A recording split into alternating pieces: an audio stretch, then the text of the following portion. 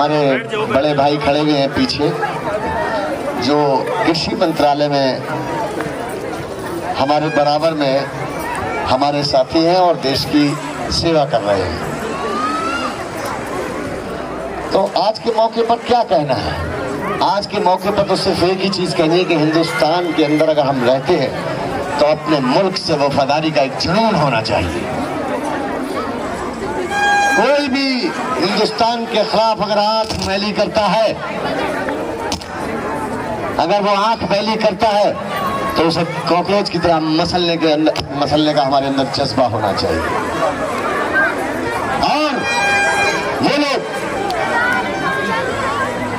जो कि भारत माँ के अंदर रहने के बावजूद थोड़े फुंसी की तरह हैं, उन लोगों के लिए क्या कहेंगे? सिर्फ यही तो कहेंगे कि ऊपर वाला उन्हें जल्दी से जल्दी खत्म करे, क्योंकि इस हिंदुस्तान के अंदर अगर हम हवा, पानी, खूबसूरती हर चीज लेते हैं, और मुझे ये यकीन है कि जब मैं मरूंगा तो इसी धरती माँ के अंदर, इसकी कोख के अंदर समाऊंगा। जब हम पैदा हुए तो हमने अपनी माँ की छाती से लग करके दूध पिया होगा, और जब हम मरेंगे हमें यकीन है तो इसी धरती माँ जो है वो हमें गले लगाएगी। तो इस माँ का कर्ज हम नहीं उतार सकते। तो हर शख्स का ये फर्ज बनता है कि अपनी सोसाइटी के अंदर रहे तो हिंदुस्तानी होने का एक सबूत होना चाहिए। अगर हमारी सोसाइटी के अंदर गंदगी फैली हुई है और ये चुने हुए, बिखरे हुए बदजहन नेता हमारी सोसाइटी के अंदर काम नहीं कर रहे, तो एक मुश्त हो जाएं और हम काम करने लगे। जिस तरीके से एक मुश्त होकर के सब लोगों ने इस पार्क की सफाई करने की कोशिश की, तो ये पार्क जो है ये आपका अच्छा बना। जरूरत नहीं है उन लोगों की आपको जिन्हें हमने चुन करके भेजा है। क्या आपको लगता है कि वो चुने हुए नेता, एक साहब यहाँ पे एमसीडी के लिए कह देते कि साहब ये सड़क एमसीडी के बनाएंगे, विधायक जी कह देते कि हाँ हम बनाएंगे, तो इस सीवर को डाल करके चले गए विधायक जी। मेरी बात रिकॉर्ड करना उस एमसीडी के नुमाइंदे के लिए जिसे हमने चुन करके यहाँ से भेजा है। मेरी बात को रिकॉर्ड करना आप लोग उस एमएलए के लिए जिसने ये सड़क तो खुदवाई, लेकिन आज 3 महीने हो गए इस सड़क को बनवाया नहीं।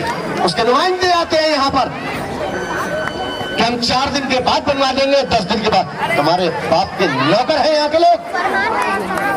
अगर कोई चुना हुआ नेता आ जाता है तो मैं देखता हूँ पीडी और एमसीडी के लोग गुलामी के लिए 4 घंटे पहले आ जाते हैं, लेकिन वो ये नहीं सोचते जिस एमएलए को और जिस काउंसलर को इस पब्लिक ने बनाया उस पब्लिक के लिए भी कुछ सोचे। तो भाई अपने बस की ये चीज नहीं है कि हम भाई साहब उनकी उन जैसों की गुलामी करें या उन जैसों की हम तारीफ करें। क्यों करेंगे भाई? हमने बनाया है उनको, हमारे मोहताज थे वो। आज हमारे बच्चे जब निकल करके जाते हैं तो गंदगी के अंदर से जाती है, सीवर का पानी बह रहा है। मुल्क आजाद हो गया, लेकिन ऐ नेताओं तुम्हारे जहन आजाद हो तो बात बने। ये जरूरी नहीं है कि मैं सारे नेताओं की बात नहीं कर रहा, माफ करना। हाँ, उन नेताओं की बात जरूर कर रहा हूँ कि जिन्हें हमने चुन करके भेजा है साफ सफाई के लिए, सड़कें टूटी हुई हैं उन्हें बनाने के लिए।